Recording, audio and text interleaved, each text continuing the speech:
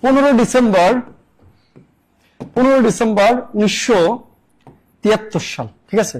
15 December 1973 সালে মুক্তিযুদ্ধে বীরত্ব, মানে মুক্তিযুদ্ধে সাহসিকতা ও বীরত্ব প্রদর্শনের জন্য, মনে রাখবেন দুইটা কথা, মুক্তিযুদ্ধে সাহসিকতা ও বীরত্ব প্রদর্শনের জন্য একটা খেতাব দেওয়া হয়েছে। এগুলো হলো রাষ্ট্রীয় খেতাব, মনে রাখবেন। এগুলো কি ভাই বলেন তো? রাষ্ট্রীয় খেতাব। তাহলে রাষ্ট্রীয় খেতাব 15 ডিসেম্বর 1973 সালে মুক্তিযুদ্ধে বীরত্ব ও সাহসিকতার জন্য রাষ্ট্রীয় খেতাব দেওয়া হয়েছে। উদ্দেশ্য কি? মুক্তিযুদ্ধে যারা বীরত্ব প্রদর্শন করছে, সাহসিকতা প্রদর্শন করছে, তাদের জন্য দেওয়া হয়েছে 4টি খেতাব। রাষ্ট্রীয় খেতাব আমাদের কয়টা বলেন? 4টি। রাষ্ট্রীয় খেতাব কয়টি? 4টি। তো রাষ্ট্রীয় খেতাব দেওয়া হয়েছে আমাদের 4টি। এক, বীর শ্রেষ্ঠ। বীর শ্রেষ্ঠ। আমি এত সুন্দর করে বীর শ্রেষ্ঠের জন্ম, সমাধি, সেক্টর পড়াতে পারতাম। আপনারা সারা জীবনে এখনো এখানে চ্যালেঞ্জ দিয়ে বলতে পারি, আপনারা 300-350 মানুষ ক্লাস করতেছেন, অনেক মানুষই আছে, স্টুডেন্ট আছে, মুক্তিযুদ্ধের বীর শ্রেষ্ঠ 7 জন নামই বলতে পারবে না। তাদের উপাধি, তাদের জন্মস্থান, তাদের সমাধি, তাদের মুক্তিযুদ্ধের সেক্টর, এগুলো তো পারবেই না। এবং এখান থেকে প্রিলিমিনারিতে একটা প্রশ্ন একদম ফিক্সড, বাট আমি একটা টেকনিক দিয়ে আপনাদের এগুলো শেখাতে পারবো। যেমন বীর শ্রেষ্ঠদের 7 জনের জন্মস্থান মনে রাখার জন্য আমার কাছে একটা টেকনিক আছে। হামি জিমাই, মাহিবাড়ি, রৌফ ফরিদ, মতি নর, নূর নরাই, রুহুল নোহা, মোস্তফা ভোলা। তা হামি জিমাই, হামি মানি হামিদুর রহমান, জিমাইতে ঝিনাইদহতে তার জন্ম। তাহলে হামি জিমাই মহিবাড়ি, তো মহিমানি মহিউদ্দিন জাহাঙ্গীর, জন্ম হচ্ছে বাড়িতে বরিশাল। তাহলে হামি জিমাই মহিবাড়ি। রৌফ ফরিদ, তাহলে বীরশ্রেষ্ঠ মুন্সি আব্দুর রৌফ, এই রৌফের হচ্ছে জন্ম হচ্ছে ফরিদপুর। তাহলে রৌফ ফরিদ। মতি নর, তাহলে বীরশ্রেষ্ঠ মতিউর রহমান নরসিংদীতে। মতি নর, নরতে নরসিংদী, মতিউর রহমান নরসিংদী। তাহলে হামি জিমাই, মাহিবাড়ি, রৌফ ফরিদ, মতি নর, নূর নরাই, নূর নরাই, নূরতে নূর মোহাম্মদ শেখ, জন্ম হচ্ছে নড়াইল, নড়াইল, হ্যাঁ নড়াইল। তাহলে হামি জিমাই, মহিবাড়ি, রৌফ ফরিদ, মতি নর, নূর নরাই। এরপর হচ্ছে রুহুল নোহা, রুহুল নোয়া, রুহুল হচ্ছে, রুহুল আমি নোয়ার মতো শক্ত ছিল, নোয়া। তো রুহুল বীরশ্রেষ্ঠ মুন্সি, কি বলছে বীরশ্রেষ্ঠ রুহুল আমিন, তার জন্ম হচ্ছে নোয়াখালীতে। তাহলে রুহুল নোয়া।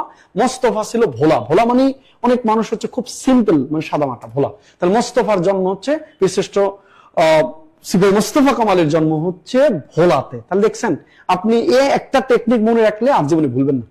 এখন মুক্তিযুদ্ধের বীর শ্রেষ্ঠদের সেক্টর মনে রাখারও টেকনিক আছে, সেক্টর ওদের সমাধির টেকনিক আছে। যেমন আমি নিজেই আগে মনে রাখতাম হামিমতির বুদ্ধিতে। হামিমতির বুদ্ধিতে মানে কি? হামিমতির বুদ্ধিতে মানে হামিদুর রহমান, মতিউর রহমান, এনাদের সমাধি আছে বুদ্ধিজীবী সমাধি সৌধ, হামিমতির বুদ্ধিতে।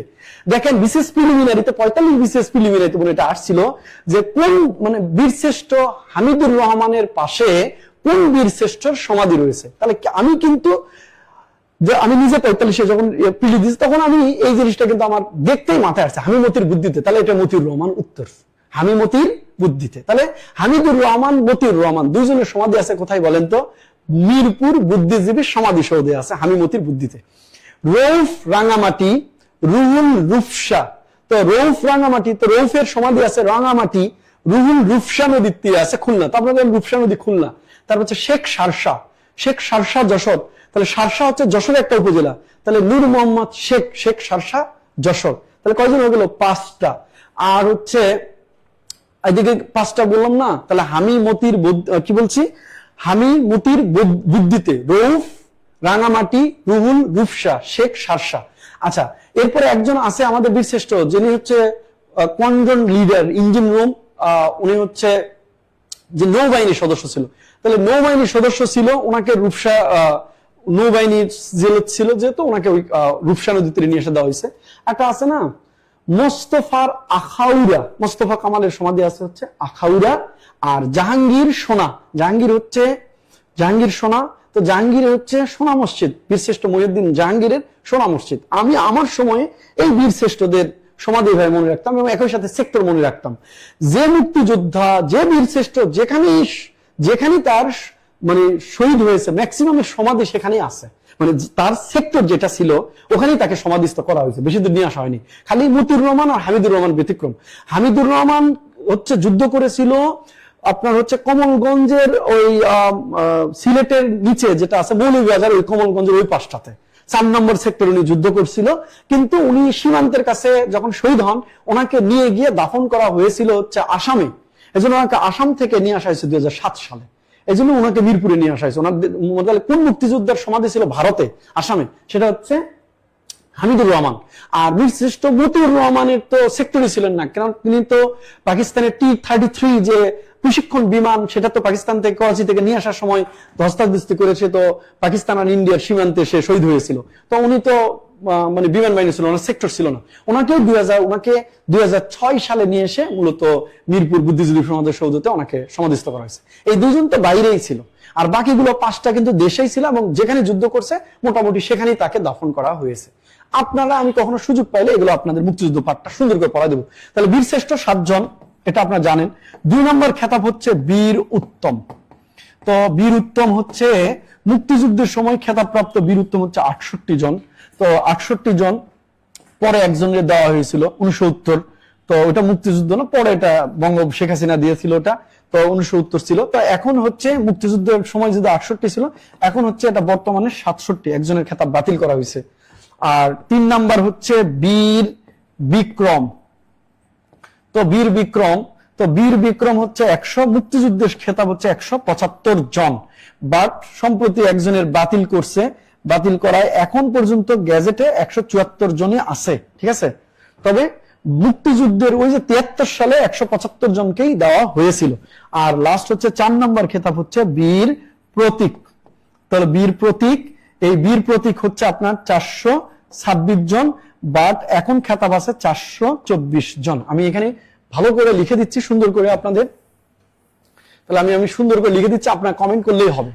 বীর শ্রেষ্ঠ কয়জন বলেন? 7 জন। তারপরে হচ্ছে বীর উত্তম কয়জন? তো বীর উত্তম হচ্ছে 68 জন মুক্তিযুদ্ধের সময় ছিল, বাট বর্তমানে হচ্ছে 67 জন। আর বীর বিক্রম কত? মুক্তিযুদ্ধের 73 সালে, এটা যদি আমি লিখে দিই 73 সালের খেতাব, 73 সালে 175 ছিল, এখন হচ্ছে 174 জন বর্তমান, ঠিক আছে। আর বীর প্রতীক হচ্ছে 426 জন মুক্তিযুদ্ধের জন্য পেয়েছিল, বাট এখন হচ্ছে 424 জন। তাহলে এখানে আমরা যদি বলি মোট খেতাবপ্রাপ্ত 676 জন হচ্ছে মোট খেতাবপ্রাপ্ত। মুক্তিযুদ্ধের জন্য মোট খেতাব দেওয়া হয়েছিল 676 জন, আর বর্তমানে খেতাবপ্রাপ্ত হচ্ছে 672 জন। এই হলো মুক্তিযুদ্ধের খেতাব। তাহলে বর্তমান হচ্ছে 672, বা 73 সালে দেওয়া হয়েছিল 676 জন। যদি 72 অপশনে না থাকে তাহলে আপনি 76 উত্তর দিবেন, 72 অপশনে না থাকলে 676 দিবেন। যদি আপনার হচ্ছে 424 না থাকে 26 দিবেন, 175 না থাকে এখন 175 দিবেন, 67 না থাকলে এখন 68 দিবেন। তবে এটা 73 এর মূল যে খেতাব সেটা। আর বর্তমানে যে শেখ হাসিনা তার বাবার যে খুনি 4 জনের, এটা মনে করে 4 জনের যে খেতাব বাতিল করছিল শেখ হাসিনা, তো হাসিনা যে বাতিল করছিল সেটার কারণে এটা 672 হয়ে আছে। তবে মনে হয় এখন পরীক্ষায় এগুলোই আসবে, এগুলোই মনে হয় পরীক্ষায় শুনেছেন। অ্যাকচুয়ালি আমি যা ইতিহাস জানি সেটা আপনার সাথে শেয়ার করলাম। তবে এখানে আরো কিছু ব্যতিক্রম মুক্তিযুদ্ধের খেতাব নিয়ে আসে, যেমন নারী খেতাবপ্রাপ্ত 2 জন, সেতারা বেগম, তারামন বিবি। মুক্তিযুদ্ধের সর্বকনিষ্ঠ খেতাবপ্রাপ্ত শহীদুল ইসলাম লালু, মুক্তিযুদ্ধের সর্বকনিষ্ঠ খেতাবপ্রাপ্ত। এগুলো প্রশ্ন আপনার কিন্তু থাকবে, হ্যাঁ, এগুলো প্রশ্ন থাকবে। ওকে, বলেন ক্লিয়ার কিনা? সবাই একটু কমেন্ট করবেন, ক্লিয়ার কিনা সবাই একটু কমেন্ট করবেন। তাহলে উত্তর হচ্ছে মুক্তিযুদ্ধ অবদানের জন্য বীর প্রতীক খেতাবপ্রাপ্ত, এখানে যেহেতু উত্তর দেওয়া আছে 426, তাহলে উত্তর হবে 426। ওকে, 426, হ্যাঁ 426। তাহলে এই প্রশ্নের উত্তর 426। বীরশ্রেষ্ঠ 7 জন, বীর উত্তম 68 জন, আচ্ছা বীর বিক্রম 175, আর বীর প্রতীক হচ্ছে 426। ওকে, এর প্রশ্নের উত্তর হচ্ছে 426।